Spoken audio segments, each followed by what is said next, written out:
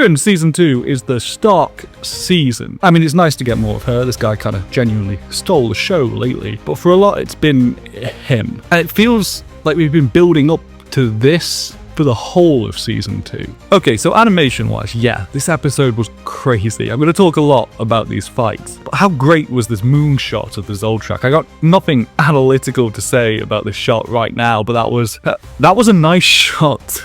Yeah, this episode looked amazing. I mean, I can read through the list of goats of the industry, but you get the same effect by reading credits. That's how stacked episode 8 of Frieren Season 2 was. This was insane. The fluidity, the style, the way they make a four-armed monster, a man with big emo bird wings, and my goat move so naturally. The weight behind the slashes. But nowhere does that pay off better than with Stark. Bringing back directors from one of Frieren's best fight episodes for a fight which has been completely elevated from the manga. What was a quiet, smaller arc? There's a nice fight, nice story, yeah, but it's a minor one compared to what comes after. And in the animation, it's incredible. It's become this focal point, this moment of conclusion and achievement for the two younger members of the party. This is what Frieren Season 2 has been leading up to, especially for this guy. All this year, we've had some extra Stark. He's took down demons, caught little tiny fish, over and over again, and had a kinda successful date in the end, despite not bothering to put a shirt on. But maybe most importantly, we finally had closure on one of Stark's biggest plot lines, an absolute showcase of his growth and why he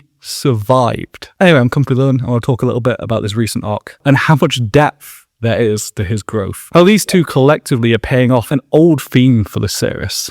Anyway, some spoilers for Frieren Season 2, Episode 8, blah blah, you know. This sequence is following up on what's been one of the defining acts of Stark's life, running away, and how much he's grown.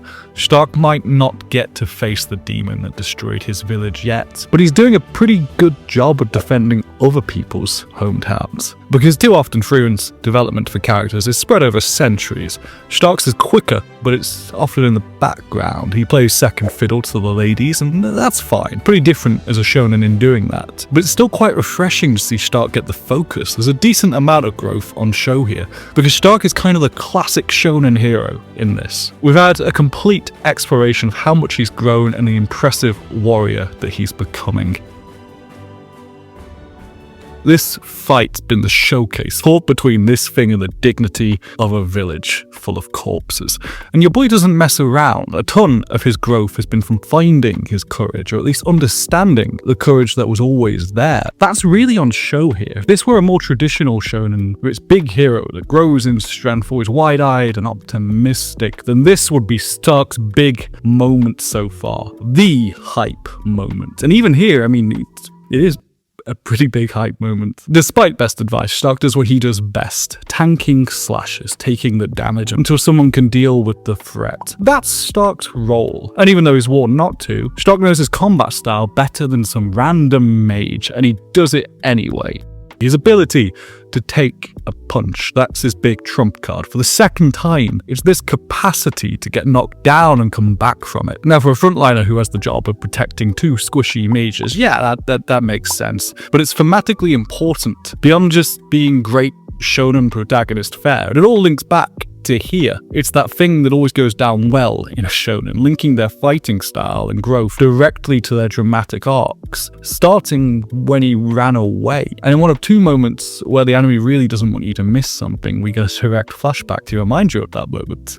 And I guess it had been a few years, but these flashbacks felt a little unnecessary to me. Mainly the second one, you know, remember that thing that happened like 2 weeks ago? The child of one, fair play, maybe not everyone else rewatched as recently as me. But in this fight, the demon moves like a sword master, and Stark is keeping up well to block, but clearly on the back foot. He lands a solid hit. But he allowed the opening, because the other side of a demon being so full of killing intent is that an opportunity to take someone out might distract them enough to make a mistake. Also, this whole distract them for a short while to get one big blast off, that's kind of how he fights with Fern. If she was in the sky in this fight, this demon would be turning to ash right now, wouldn't it? No matter the training or movement though, if you can bait a demon this easily, maybe it's not quite the master swordsman. The fight is nearly turned around by Stark's play. You never have to look very far to see this kind of thing, improving his importance and his strength. Sure, there can be jokes and dead bodies that were stronger than him, but Stark is a beast beast of a frontliner. The fight is turned around by Geno trying to recreate the goodness he missed in his partner, but Stark really comes in clutch here. His movement, it's insane, and there's depth to why he's doing it. And it's here where we get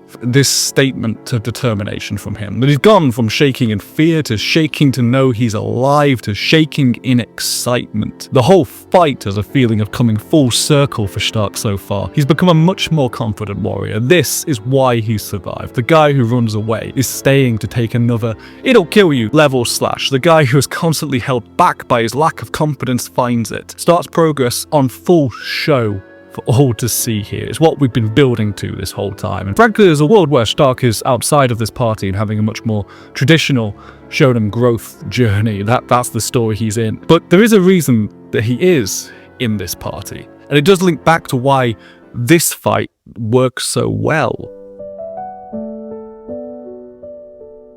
Stark survived. He didn't have to follow an eccentric mage into battle, and twice now we've gotten this look at the alternatives for him, that he could be developing as a warrior in a very different way. He could have gone with this group, just like how Frieren could be working as Zuri's apprentice more officially. They both got offered alternative paths, one after another. Again, it's like poetry, so if they rhyme.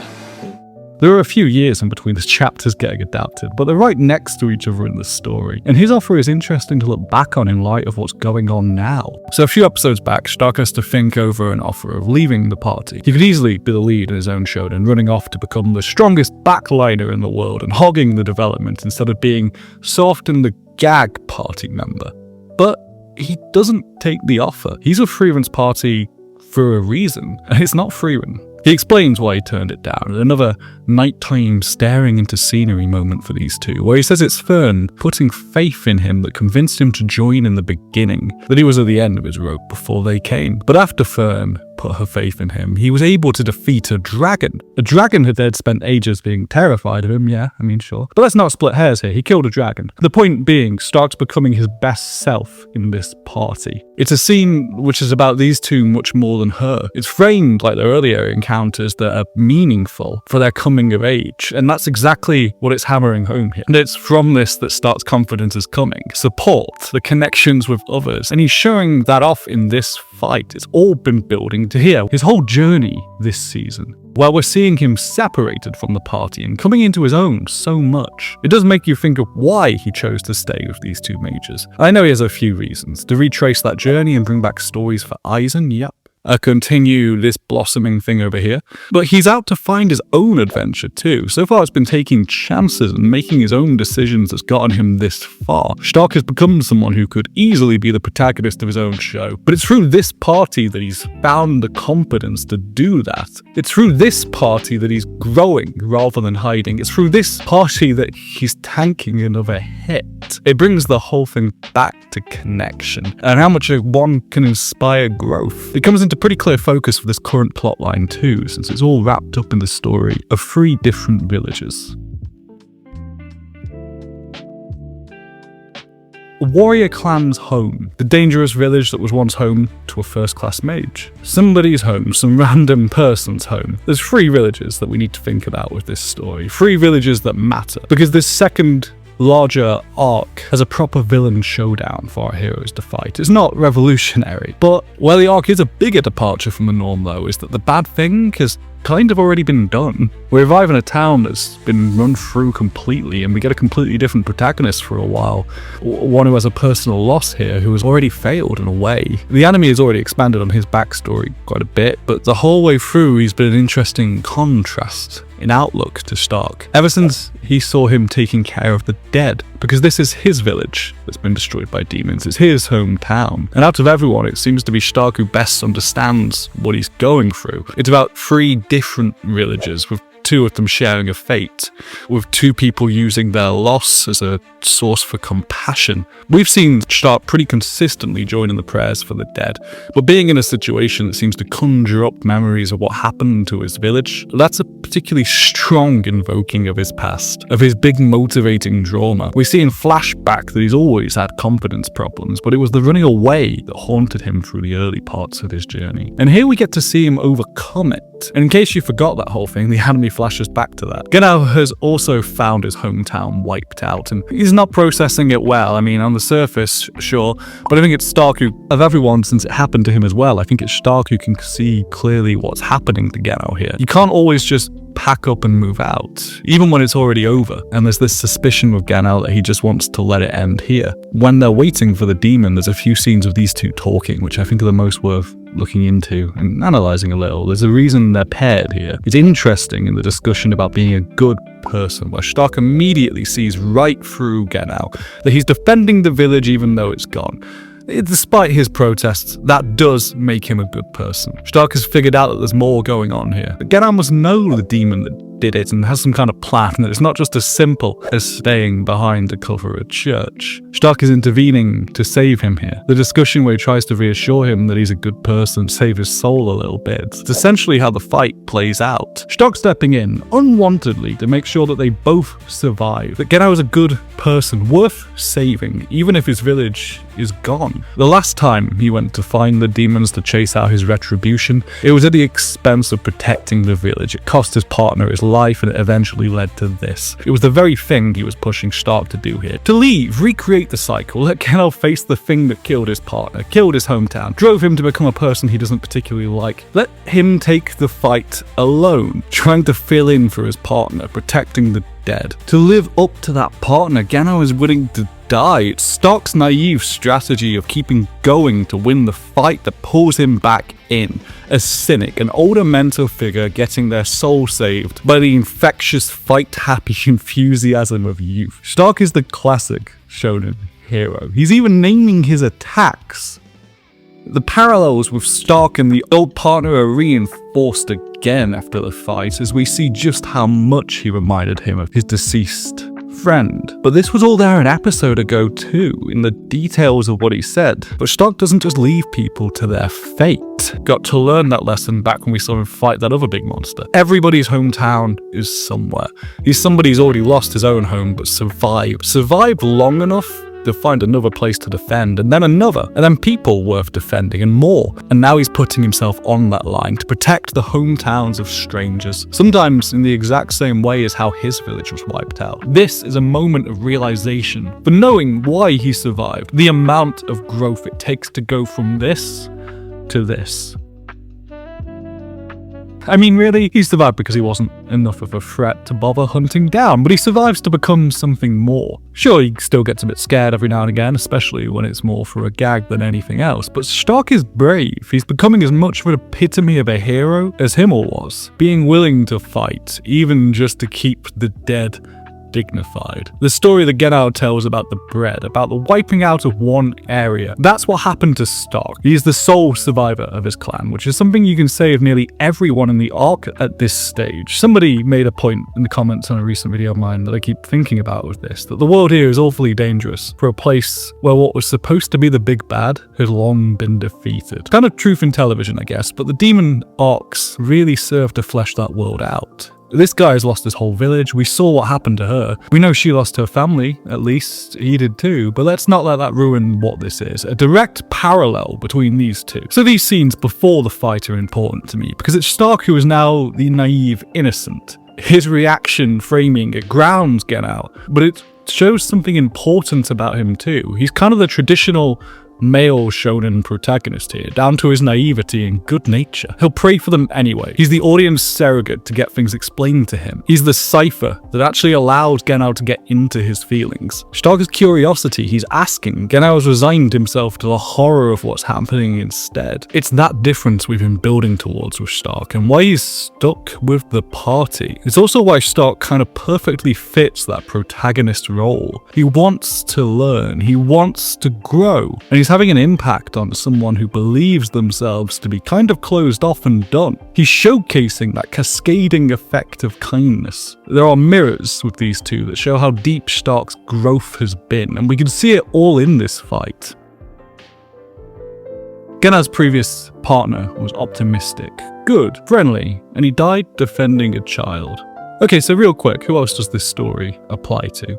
I mean, he obviously sees a bit of his partner in Stark, the younger, more friendly partner who was anchoring him. But who else was a character defined to me and you, the viewer, by their importance to somebody else alone. Good, willing to take an interest in those others ignored, and went out protecting a child. Yeah, they've both lost people they built up significantly in their own heads. People who were so good they couldn't live up to the standards set. But they both try. Stark tries to be the warrior, and Genno tries to save the child, just like his partner did. Genno is a little mirror to Stark in some ways. Both are looking towards someone else and deciding they've come up short. We've just had more time with Stark's arc to know they're wrong. He's a cynic, he's burnt out by the weight of what he'd dedicated his life to, and seems to be after his retribution or punishment. Whether that's helpful for the world or not, he's bitter, he's an alternative path of how you can handle losing a home. These two are a mirror, it makes them both much more interesting dramatically than if it had simply been two people fighting a demon. Their hits mean so much more when there's so much behind them. There are different ways to think about survival and processing that. Starks drove him onwards. We see in flashbacks that he struggled with being the only survivor, and the guilt at times, but has in many ways been pushed forward as a warrior because of it. He's a resounding demonstration that this shouldn't have to be the end. There's always room to do a few more good things. By finding other ways to contribute, by protecting other people's hometowns,